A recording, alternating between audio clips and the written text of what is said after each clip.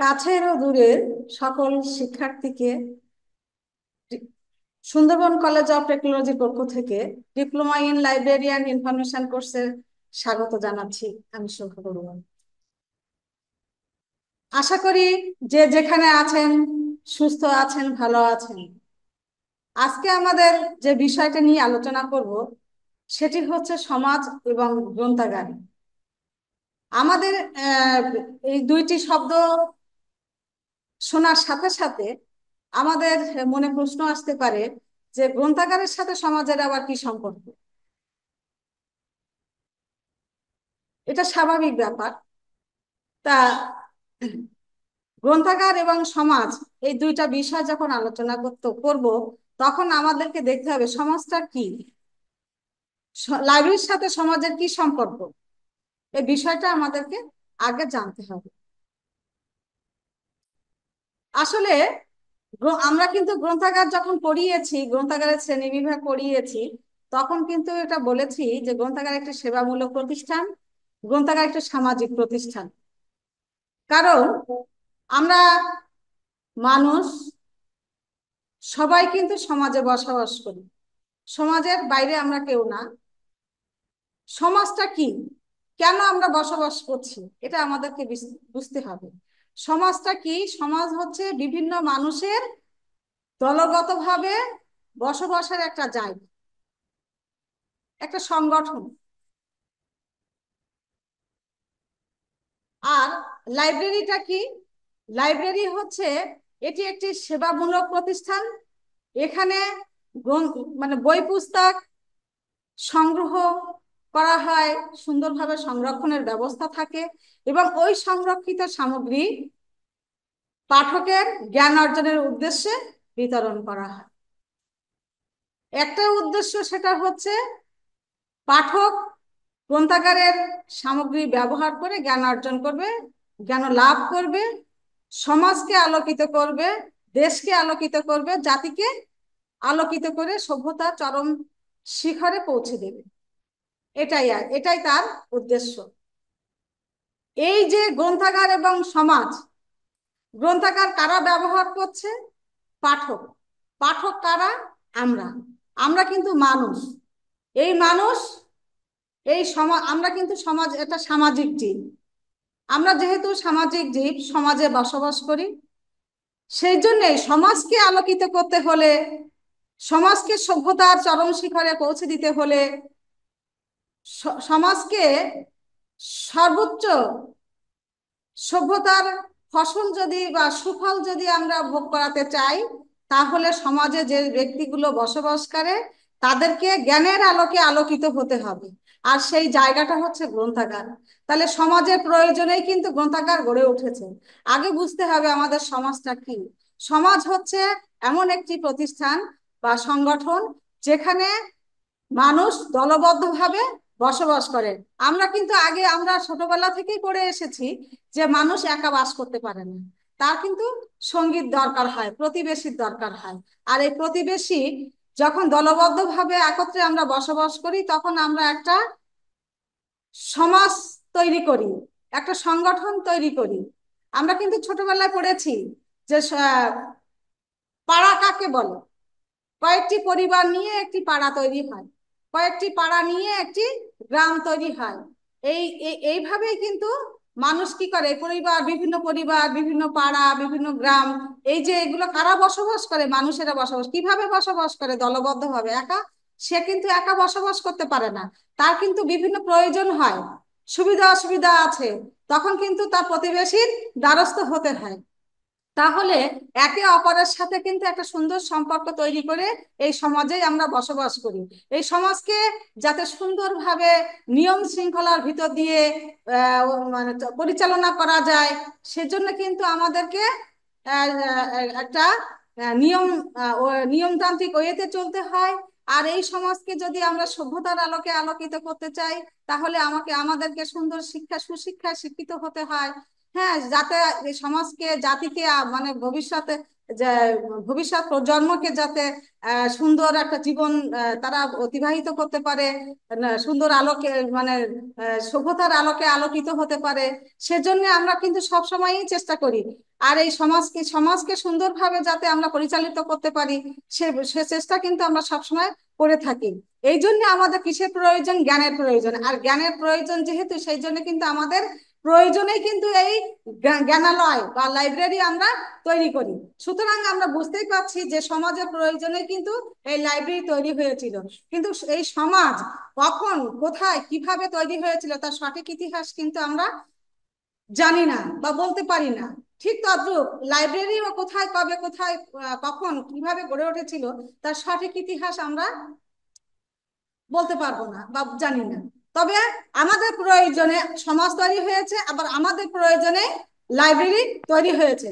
আর সমাজকে সভ্যতার দিকে এগিয়ে নিয়ে যাওয়ার জন্য, সুশিক্ষায় সমাজে বসবাসকারী মানুষের সুশিক্ষায় শিক্ষিত করার জন্যই কিন্তু, অর্থাৎ সমাজের এক কথা হচ্ছে সমাজের প্রয়োজনেই লাইব্রেরির সৃষ্টি হয়েছে। তা শিক্ষার্থীবৃন্দ, এই সমাজের বিভিন্ন সমাজবিজ্ঞানী বিভিন্ন ভাবে সমাজের সংজ্ঞা প্রদান করেছেন। আপনারা বইয়েও অনেক পাবেন।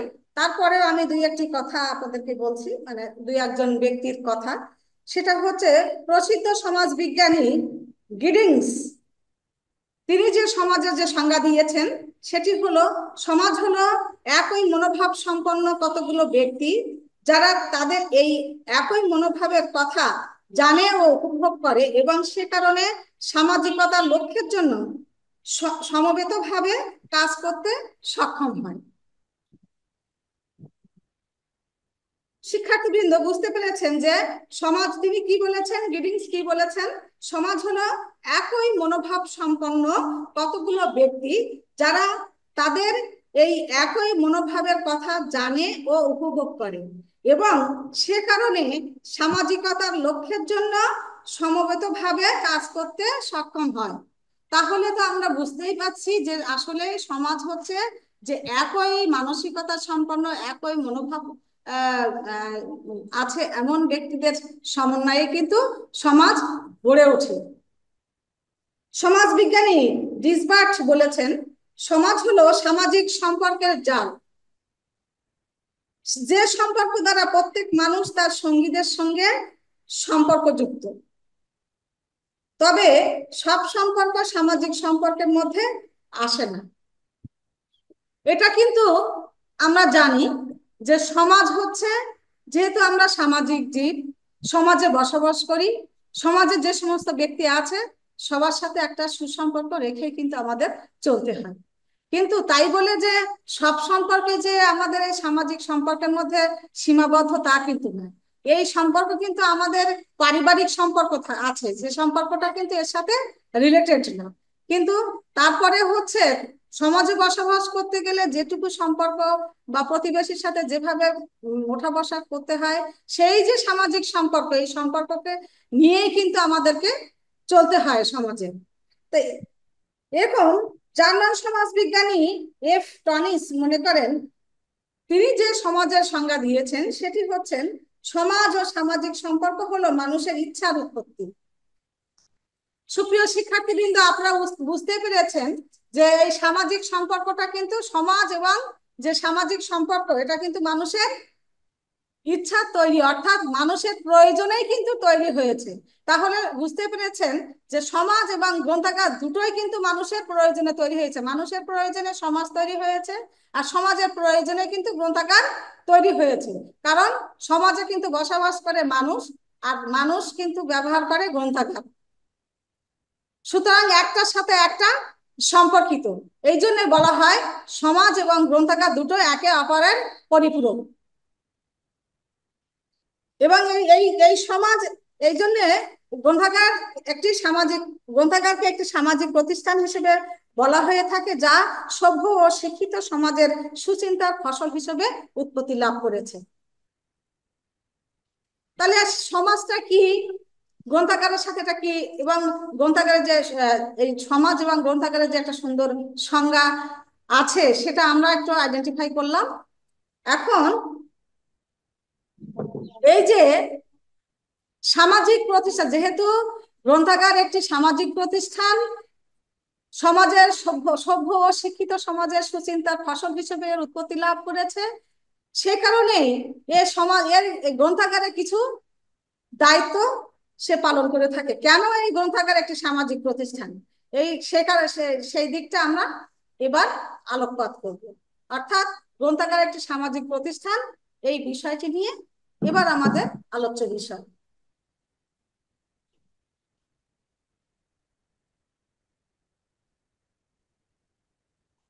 সুপ্রিয় শিক্ষার্থীবৃন্দ, আপনারা জানেন যে প্রত্যেকটা প্রতিষ্ঠানের কিছু কর্মকাণ্ড থাকে, এটা আমরা সবাই জানি। ঠিক তদ্রুপ এই সামাজিক প্রতিষ্ঠান হিসেবে তাকেও কিন্তু কিছু সামাজিক দায় দায়িত্ব ও কর্মকাণ্ড কিন্তু পরিচালনা করতে হয়। কাকে? গ্রন্থাগারকে। শিক্ষা, সাহিত্য, সংস্কৃতি, নৈতিক দায়িত্ববোধ, সামাজিক ও মানবিক মূল্যবোধ, পারস্পরিক শ্রদ্ধা ও সম্প্রীতি ইত্যাদি সমাজে বসবাসকারী ব্যক্তিদের মধ্যে এই যে সম্পর্কগুলো, এগুলো কিন্তু সমাজ থেকেই গড়ে ওঠে। আমরা যদি শিক্ষা, আমাদের সভ্যতা, আমাদের সাহিত্য, আমাদের সংস্কৃতি, আমাদের সামাজিক মানুষ হিসেবে আমাদের দায়িত্ববোধ, সামাজিক ও মানবিক যে মূল্যবোধ, পারস্পরিক একটা শ্রদ্ধা ও সম্প্রীতি ইত্যাদি বিষয়ে যেহেতু আমরা সমাজে বসবাস করছি, সেই জন্য এই সমস্ত ব্যক্তিদের কিন্তু যে দায়িত্ববোধ, যে শ্রদ্ধাশীল যা কিছু আছে তা কিন্তু এখান থেকেই গড়ে ওঠে। আর এই কাজে সামাজিক প্রতিষ্ঠান হিসেবে গ্রন্থাগার কিন্তু অনন্য ভূমিকা পালন করে থাকে। কিভাবে পালন করে থাকে? যে এই সমাজের মানুষকে সুশিক্ষায় শিক্ষিত করার প্রাণ কেন্দ্র হচ্ছে এই লাইব্রেরি। এই লাইব্রেরিতে তারা পড়ালেখা করবে, জ্ঞান অর্জন করবে, ব্যক্তি জীবনে শিক্ষা লাভ করবে, সমাজ জীবনেও সমাজকে আলোকিত করবে, শিক্ষিত করবে। তাহলে গ্রন্থাগার, এখন দেখি গ্রন্থাগার কিভাবে একটি সামাজিক প্রতিষ্ঠান হিসেবে তার কার্যক্রম পরিচালনা করে থাকে, বা সামাজিক প্রতিষ্ঠান হিসেবে গ্রন্থাগারের কি প্রয়োজনীয়তা রয়েছে সেই সম্পর্কে আমরা এখন আলোচনা করব। প্রথমত হচ্ছে, এটি একটি জনগণের বিশ্ববিদ্যালয়। জনগণের, আমরা আগেও পড়েছি যে গ্রন্থাগারের শ্রেণী বিভাগে গ্রন্থাগারকে আমরা 4টা ভাগে ভাগ করেছি। একটা হচ্ছে জাতীয় গ্রন্থাগার, একটা হচ্ছে গণগ্রন্থাগার, একটা হচ্ছে শিক্ষা প্রতিষ্ঠানের গ্রন্থাগার, একটা হচ্ছে বিশেষ গ্রন্থাগার। তা সেখানে আমরা দেখেছি গণগ্রন্থাগারকে কিন্তু জনগণের বিশ্ববিদ্যালয় হিসেবে আখ্যায়িত করা হয়। তা এখানে যেহেতু বলেছি যেটা জনগণের বিশ্ববিদ্যালয়, স্বভাবতই এখানে কিন্তু গণগ্রন্থাগারকেই প্রাধান্য দেওয়া হয়। সব গ্রন্থাগারেরই প্রাধান্য আছে, কিন্তু জনগণের বিশ্ববিদ্যালয় হিসেবে কিন্তু এখানে গণগ্রন্থাগারকেই মূলত আসবে। আমরা বলে থাকি যে গণগ্রন্থাগার কিন্তু মূলত জনগণের বিশ্ববিদ্যালয়। কারণ এখানে হচ্ছে কি, সাধারণত কি থাকে যে অন্যান্য গ্রন্থাগারগুলোতে যে সীমাবদ্ধতা থাকে, সেই সীমাবদ্ধতা কিন্তু গণগ্রন্থাগারে থাকে না। এখানে সমাজের সর্বশ্রেণীর মানুষ, সর্বপেশাজীবী মানুষ, সর্ববয়সের মানুষ এখানে নির্দ্বিধায় এসে জ্ঞান অর্জনের সুযোগ লাভ করে। যাবো।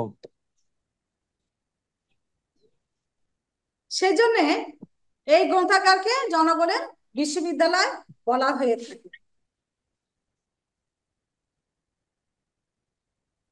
দ্বিতীয়ত হচ্ছে, গণগ্রন্থাগার একটি সার্বক্ষণিক শিক্ষা কেন্দ্র। সুপ্রিয় শিক্ষার্থীবৃন্দ, আপনারা জানেন যে শিক্ষা প্রতিষ্ঠানের গ্রন্থাগার, জাতীয় গ্রন্থাগার, বিশেষ গ্রন্থাগার, এগুলো কিন্তু ব্যবহারের ক্ষেত্রে একটা সীমাবদ্ধতা আছে, কিন্তু গণগ্রন্থাগারের ব্যবহারের সীমাবদ্ধতা নেই। সীমাবদ্ধতা নেই এই কারণে যেখানে সমাজের সর্বশ্রেণীর মানুষ, সর্ববর্ণ নির্বিশেষে, সর্বশ্রেণী, সর্ববয়সের মানুষ আমার বাপ দাদা না, কিন্তু 4 খান রাখছে এই ছবি আমার বাপ দাদা। এখানে বেঁধে দেওয়া থাকে। সেই জন্যেই সমাজের চাকরিজীবী, বিভিন্ন পেশাজীবী, এক কথা হচ্ছে বিভিন্ন পেশাজীবী, বিভিন্ন ব্যবসায়ী, মানে সর্বশ্রেণীর মানুষ বিভিন্ন সময়ে এসে জ্ঞান অর্জন করতে পারে। এই জন্য এটি সার্বক্ষণিক একটি শিক্ষা কেন্দ্র।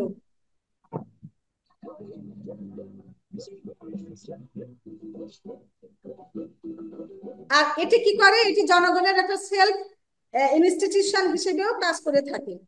আর এই যে জনগণের মানে সমাজের যে বিভিন্ন শ্রেণী, সমাজের সর্বস্তরের মানুষ যেটি এটি ব্যবহার করতে পারছে বলে এখানে জ্ঞান লাভ করে সমাজকে আলোকিত করতে পারছে, সমাজকে সুশিক্ষায় শিক্ষিত করতে পারছে, সভ্যতার আলোকে আলোকিত করে সভ্যতার চরম শিখরে পৌঁছা দিতে পারছে। এই জন্যই কিন্তু সমাজের প্রয়োজনে এই সমস্ত এই লাইব্রেরিগুলো তাদের কার্যক্রম অব্যাহত রেখেছে। তৃতীয়ত হচ্ছে গণতন্ত্রের জন্য গণশিক্ষা দিয়ে সাহায্য করে। গ্রন্থাগার একটি গণতান্ত্রিক প্রতিষ্ঠান, গণতন্ত্রের জন্য এটি সহায়ক ভূমিকা পালন করে থাকে। কোন সত্যিকার গণতন্ত্র শিক্ষিত জনগণ ছাড়া প্রতিষ্ঠিত হতে পারে না। গ্রন্থাগার জনগণকে কি করে, শিক্ষার সহযোগিতা করে থাকে। সেজন্য এটিকে সামাজিক প্রতিষ্ঠান হিসেবে গণনা করা যেতে পারে।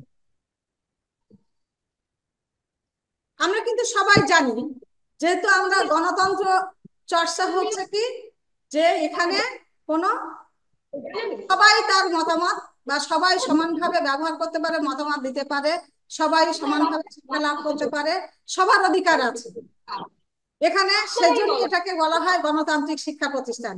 আর এই গণতান্ত্রিক শিক্ষা প্রতিষ্ঠান হিসেবে গণগ্রন্থাগার কিন্তু সমাজে গুরুত্বপূর্ণ দায়িত্ব পালন করে থাকে।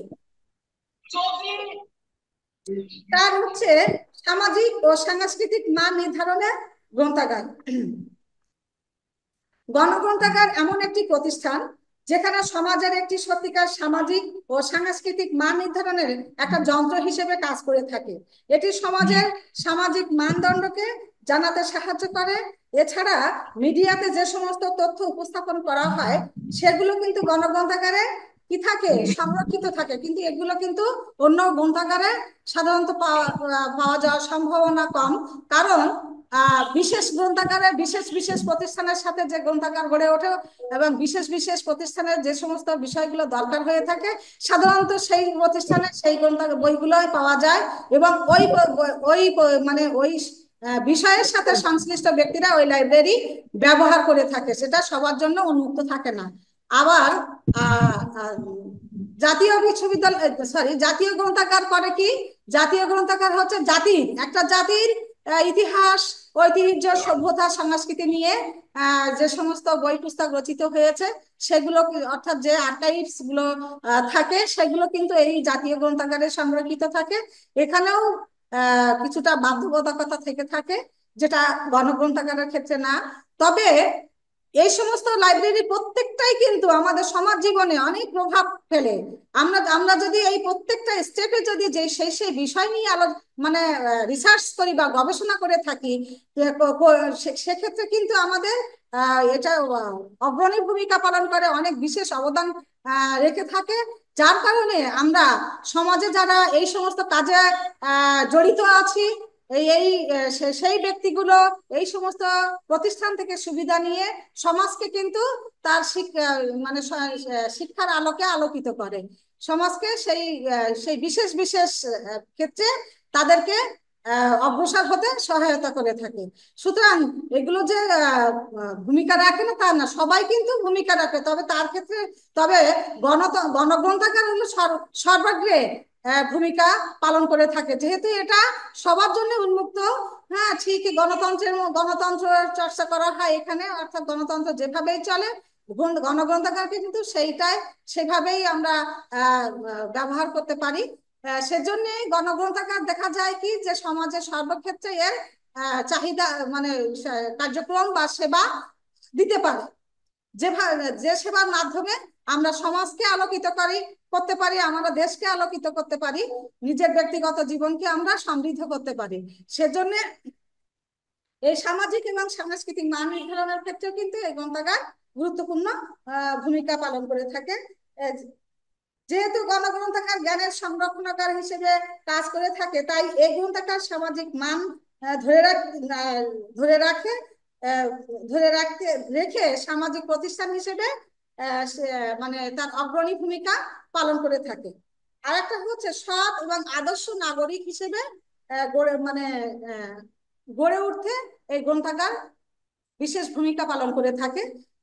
আসলে আমরা যদি একটা শিক্ষিত জাতি, একটা সভ্য জাতি হিসেবে মাথা উঁচু করে দাঁড়াতে চাই, তাহলে আমাদের প্রথম যে বিষয়টা দরকার সেটা হচ্ছে শিক্ষা।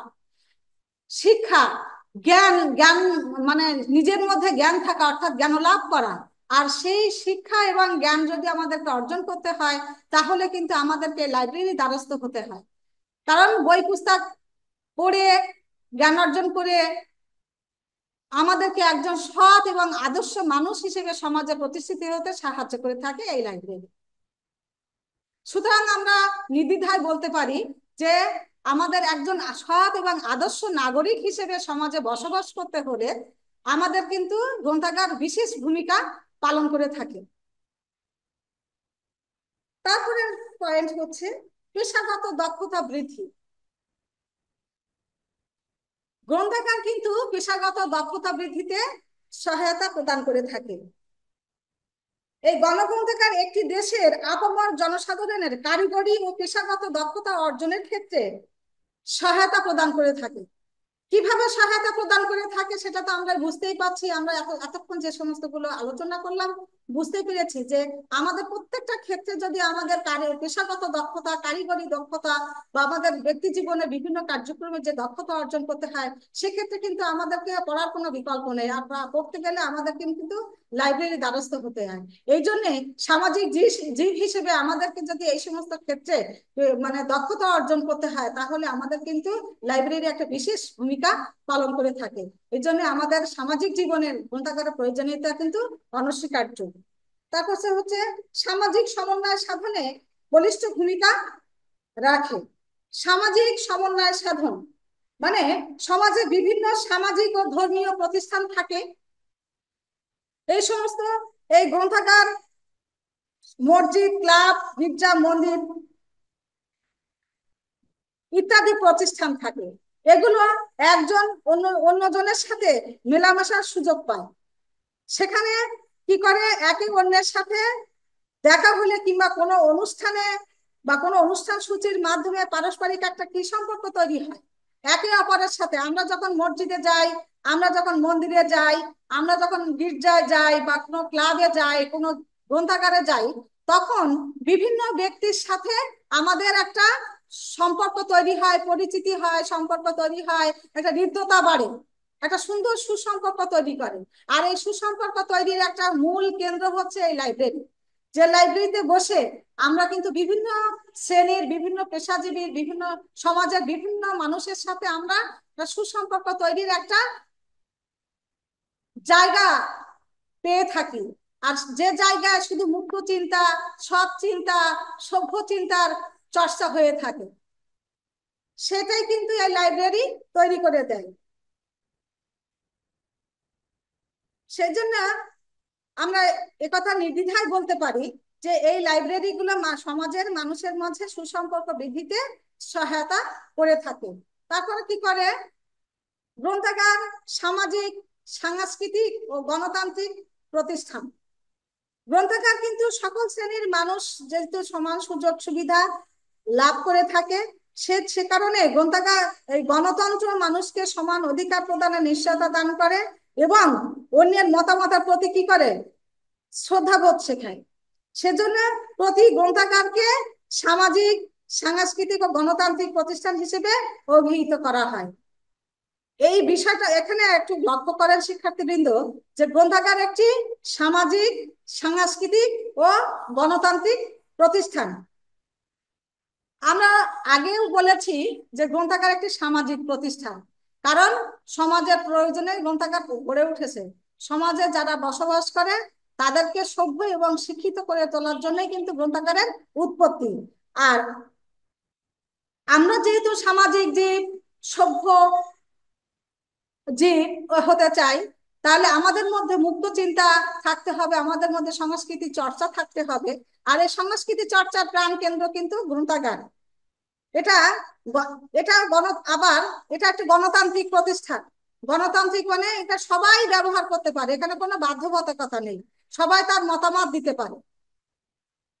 এখানে কি করে গণতন্ত্র, কি করে গণতন্ত্র মানুষকে সমান অধিকার প্রদান করে থাকে। ঠিক লাইব্রেরিতেও কিন্তু সকলের সমান অধিকার আছে, সবাই সমানভাবে লাইব্রেরি ব্যবহার করতে পারে। তাহলে গণতন্ত্র মানুষকে কি করে সমান অধিকার প্রদানের নিশ্চয়তা দান করে থাকে, এবং অন্যের কি করে অন্যের মতামতের প্রতি শ্রদ্ধাবোধ থাকে বা শ্রদ্ধাবোধ করতে শিখায়। সেজন্য আমরা যদি এই বিভিন্ন আঙ্গিকে যদি চিন্তা করি বা বিভিন্ন আঙ্গিকে যদি অ্যানালাইসিস করি, তাহলে দেখি আসলে গ্রন্থাগার একটি সামাজিক, সাংস্কৃতিক ও গণতান্ত্রিক প্রতিষ্ঠান হিসেবে সমাজে কিন্তু তার গুরুত্বপূর্ণ দায়িত্ব পালন করে থাকে। তারপরে আসি যে নৈতিকতা ও সামাজিক মূল্যবোধ। একটা মানুষের জীবন এলোমেলো ভাবে চলতে পারেন, বিশৃঙ্খল ভাবে চলতে পারেন, তাহলে সেই সমাজ কিন্তু অগ্রসর হতে পারে না, সেই সমাজ কিন্তু সভ্যতার আলো থেকে বঞ্চিত হয়। প্রত্যেকটা জিনিসের কিন্তু একটি নীতি নৈতিকতা থাকে, একটা সামাজিক মূল্যবোধ থাকতে হয়। মানুষের জীবনে চলার পথে যদি বিশৃঙ্খল জীবন যাপন হয়, সে জীবন কিন্তু চলতে পারে না, তাকে কিন্তু একটা নিয়মতান্ত্রিক ওয়েতে তার একটা নীতি নৈতিকতার মাধ্যমে তাকে চলতে হয়।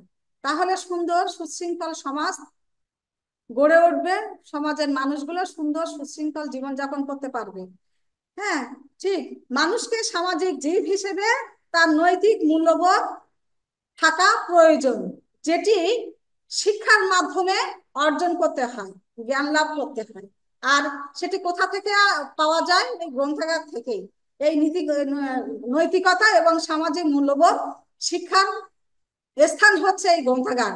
সেজন্য এই গ্রন্থাগার কিন্তু এই যে নৈতিকতা এবং সামাজিক মূল্যবোধ শিক্ষার কেন্দ্র হিসেবে কাজ করে, এবং সমাজে মানুষকে তার নৈতিক মূল্যবোধ এবং সামাজিক মূল্যবোধ শিক্ষা দিয়ে থাকে। এই জন্য সমাজের মানুষের প্রয়োজনে গ্রন্থাগার একটা প্রয়োজনীয় ভূমিকা পালন করে থাকে। অবসর ও চিত্ত বিনোদনের, আসলে আমরা কিন্তু যন্ত্র না, আমরা কিন্তু মানুষ। আমাদের প্রতিদিন কর্মব্যস্ততা থাকে, কিন্তু তার মধ্যে থেকে কিন্তু আমাদের কিছু কিছু সময় বিনোদনের প্রয়োজন হয়। তা না হলে একঘেয়েমিতা আমাদেরকে গ্রাস করে এবং আমাদেরকে কর্মবিমুখ করে ফেলে। সেজন্য আমাদের কিন্তু চিত্ত বিনোদনের বা অবকাশ জীবনযাপনের কিছু কিছু প্রয়োজন হয়ে থাকে। আর কাজের ফাঁকে ফাঁকে এই চিত্ত বিনোদনের জন্য আমরা কিন্তু অনেক সময় লাইব্রেরির দ্বারস্থ বা গ্রন্থাগারের দ্বারস্থ হই। সেখানে বিভিন্ন ম্যাগাজিন থাকে, পত্রপত্রিকা থাকে, বিভিন্ন চিত্ত বিনোদনের ব্যবস্থা থাকে, অর্থাৎ স্বল্প দৈর্ঘ্য চলচ্চিত্র বা বিভিন্ন ওয়ার্কশপ, তারপরে হচ্ছে ওই কি বলে গল্পের বই পড়া, এই সমস্ত বিভিন্ন চিত্ত বিনোদনের যে প্রয়োজনীয় উপকরণগুলো ব্যবহার করে আমরা কিন্তু আমাদের মেন্টাল রিক্রিয়েশনের একটা সুযোগ পেয়ে থাকি এই লাইব্রেরিতে। আবার অবসরে অবসর কাটানোর জন্য দেখা যাচ্ছে যে আমার মনে করেন যে এই আমার স্কুল কলেজ এখন ছুটি আছে, তাই না, আমরা কিছুটা অবসর জীবনযাপন করছি। এই অবসর জীবন অনেক সময় মনে হয় কি, তাই তো আমার তো আর এখন কর্মব্যস্ততা নেই, তখন মনে হয় যে আমি লাইব্রেরিতে যাই, লাইব্রেরিতে যেই আমার অবসর জীবনটা, অবসর সময়টা আমি কাটিয়ে আসি আর কিছুটা পড়ে শেখা শিখে আসি, অর্থাৎ জ্ঞান অর্জন করে আসি। এরপর মানুষ, বই হচ্ছে সবচেয়ে ভালো বন্ধু মানুষের।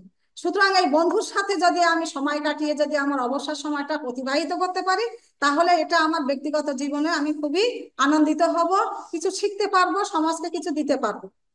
তা এই সমস্ত কিন্তু এই লাইব্রেরি কিন্তু এর গুরুদায়িত্ব পালন করে থাকে। সুতরাং এক্ষেত্রেও কিন্তু খুবই গুরুত্বপূর্ণ ভূমিকা লাইব্রেরি বা গ্রন্থাগার পালন করে থাকে। তারপর কি করে, সামাজিক যোগাযোগের একটা মাধ্যম হিসেবে কাজ করে, তারপর তথ্য কেন্দ্র হিসেবে কাজ করে থাকে। হ্যাঁ, সমাজে বা আমাদের ব্যক্তিগত জীবনে আমরা প্রতিনিয়ত কিন্তু দেখি যে প্রতিনিয়ত কিন্তু নতুন নতুন তথ্য উদ্ঘাটন হচ্ছে, নতুন নতুন তথ্য সৃষ্টি হচ্ছে, যেটা আমরা ব্যক্তিগত জীবনে অনেক সময় সংরক্ষণ করি না, বা পরবর্তী ওই সময়ে হয়তো দেখি, পরক্ষণে আর এটা ধরে রাখি না পরক্ষণে ব্যবহারের জন্য। কিন্তু লাইব্রেরি এমন একটা প্রতিষ্ঠান যেখানে সমস্ত এই সময় মানে যা কিছু ঘটছে, যা সেগুলো কিন্তু বা প্রকাশিত হচ্ছে, সেগুলো কিন্তু এই লাইব্রেরিতেই কি করা হয়, সংগ্রহ এবং সংরক্ষণ করা হয়। যেটা হচ্ছে আমরা সেখানে যে তথ্যের জন্য হোক আর যে বিষয়ের জন্য হোক, সেখানে গেলে আমাদের সমস্যার সমাধান আমরা পেতে পারি। সেজন্য এই গ্রন্থাগার কিন্তু একটা সামাজিক যোগাযোগের মাধ্যম এবং তথ্য কেন্দ্র হিসেবে কাজ করে থাকে। এই জন্য বলা হয়ে থাকে যে গ্রন্থাগার সামাজিক যোগাযোগের মাধ্যম এবং তথ্য প্রদানের কেন্দ্র হিসেবে তার গুরুত্বপূর্ণ দায়িত্ব পালন করে থাকে। সুপ্রিয় শিক্ষার্থীবৃন্দ, এই যে আলোচনাটা করলাম, এই আলোচনা থেকে আমরা যে প্রথমে যেটা বলেছিলাম যে সমাজ এবং গ্রন্থাগার, আমাদের চিন্তায় এসেছিল গ্রন্থাগার পড়ব, কিন্তু সমাজ কেন পড়ব, সেইটাই এতক্ষণ যে আলোচনা করলাম, এই আলোচনা প্রেক্ষাপটে আমরা নির্দ্বিধায় এটা বলতে পারি যে আমরা সামাজিক জীব হিসেবে আমরা সমাজে বসবাস করি। সমাজকে সভ্যতা, শিক্ষিত আর মানে মানুষ, সমাজে বসবাসকারী যে সমস্ত মানুষ আছে তাদেরকে সভ্য, শিক্ষিত, সুচিন্তার ফসল হিসেবে কিন্তু এই গ্রন্থাগার প্রতিষ্ঠিত হয়েছে বা গড়ে উঠেছে। এবং গ্রন্থাগার ব্যবহারের মাধ্যমেই কিন্তু আমরা সভ্য, শিক্ষিত মানুষ হিসেবে সমাজকে এগিয়ে নিয়ে যেতে পারছি, সমাজে বসবাস করতে পারছি, সামাজিক জীব হিসেবে আমরা আমাদের পরিচয় দিতে পারছি। সুতরাং আমরা নির্দ্বিধায় এটা বলতে পারি যে গ্রন্থাগার আসলে একটি সামাজিক প্রতিষ্ঠান, এবং সামাজিক প্রতিষ্ঠান হিসেবে গ্রন্থাগার তার দায়িত্ব সুন্দরভাবে পালন করছে এবং যা সমাজকে সভ্যতার আলোকে আলোকিত করছে। তা আজকে এই পর্যন্ত। যে যেখানে আছেন ভালো থাকেন। সবাইকে ধন্যবাদ।